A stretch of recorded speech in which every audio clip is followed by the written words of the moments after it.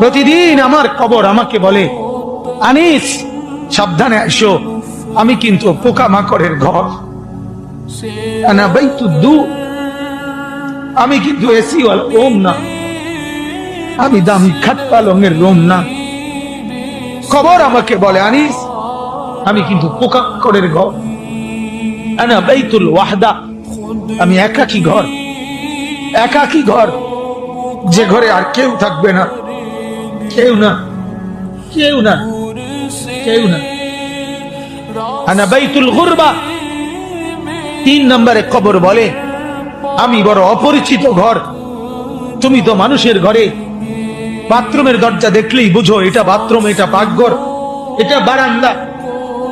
কবর বলে, হে আল্লাহর বান্দা, কবর এসে দেখে কিছুই চিনবা না, ডান বাম কিছুই পাবা না, আমি বড় অপরিচিত ঘর।